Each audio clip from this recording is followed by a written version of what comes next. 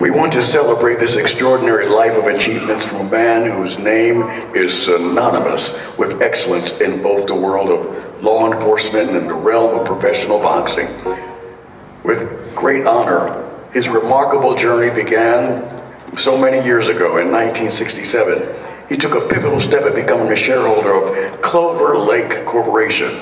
This organization's legacy etched in the annals of boxing as it served for a guiding force behind the incredible Joe Frazier. In 1971, he founded Johan Promotions, a testament to his unwavering commitment to the sport. Ladies and gentlemen, put your hands together for Joe Han Sr.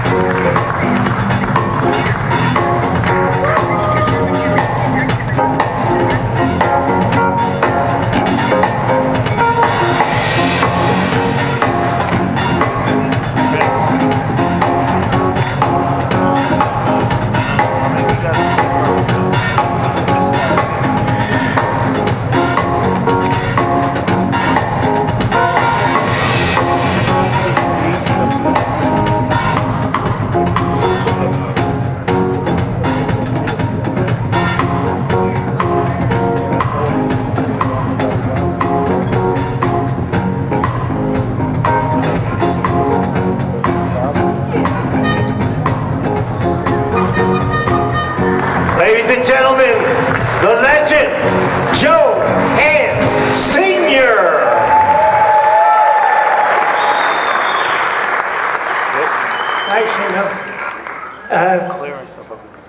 I'm really, I don't know, tonight's special for me to see my voice picture up there.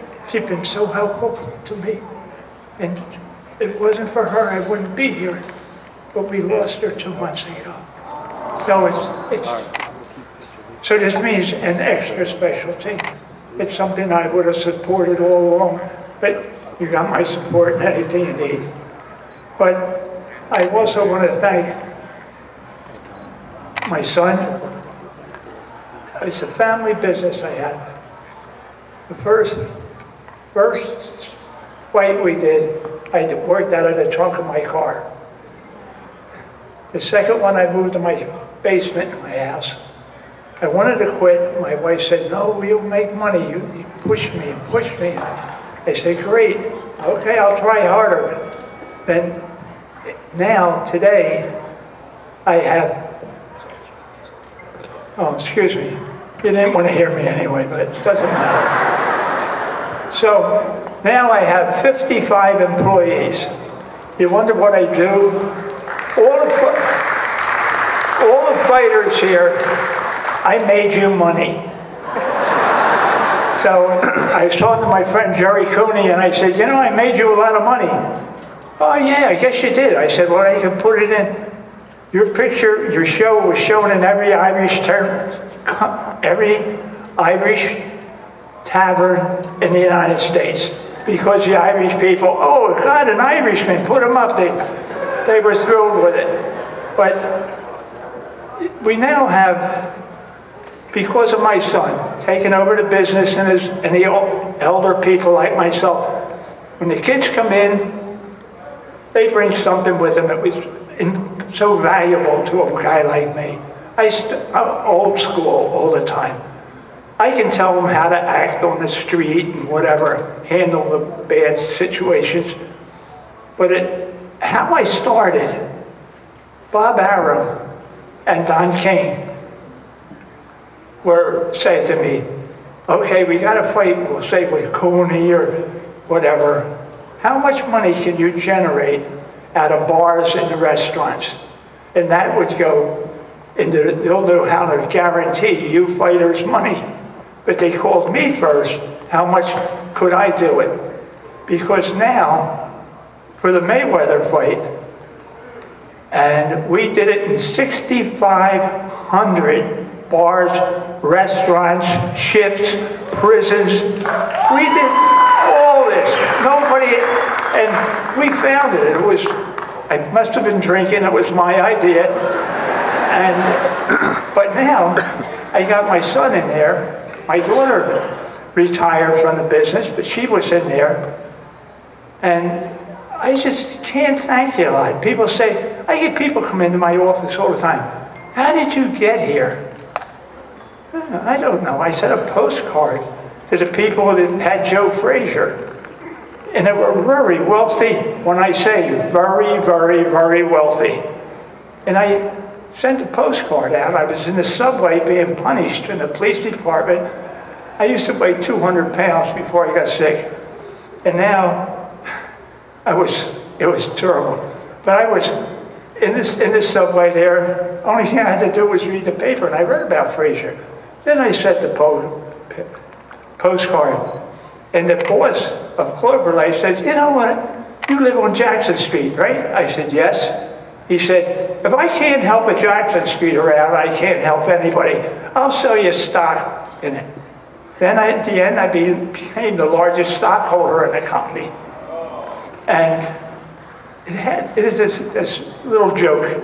But these rich guys said to me, I set up all the meetings and everything. They said, look, we have our meetings every week or something, and we're in restaurants on City Line Avenue, and it takes a lot of time away from our family. Could you schedule the next meeting for brunch? I said, sure. I got back, I said to my secretary, what the hell is brunch? She said, well, don't eat breakfast when you come in. I'll take you to someplace for brunch. And then I found out brunch was when they negotiated the first Ollie Frazier fight. You have to just picture that. Sonny Warbler's apartment, I just paid Joe Namath like $400,000. He's sitting there. A guy by the name of Smith that was in the broadcasting business, then General Sarnoff. And then it was me. And when I was earlier in the day, I had walked the beat in Philadelphia as a policeman. So then it's Bruce Wright, my attorney, and Yank Dorn. Yank Dorn is passed. So they said, okay, each fighter would get they were getting $5 million. It was going to be split. Okay. And they said, all right, it's done. We negotiated where it was going to be, which was Schaefer Stadium, where the World's Fair was. It was never going into Madison Square Garden.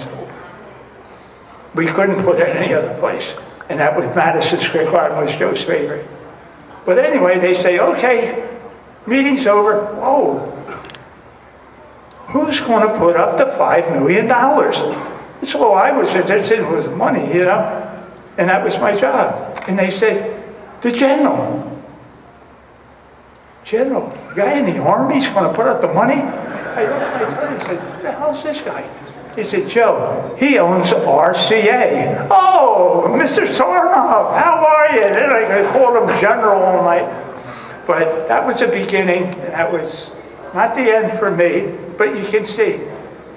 I want to tell you, I'm talking a lot, but I have a gym. We always had a gym in this city. I put the gym in the northern part of Philadelphia, and I know so many people that have Parkinson's disease. So the building, Joseph bought the building, and it was an old church, but we made it into 2 stories. We have Parkinson's disease, people can come. If they don't have insurance, they come for nothing. We have girls program, we have special needs kids program, and we're in the community. And I think everybody in the boxing business, spread your money around a little bit.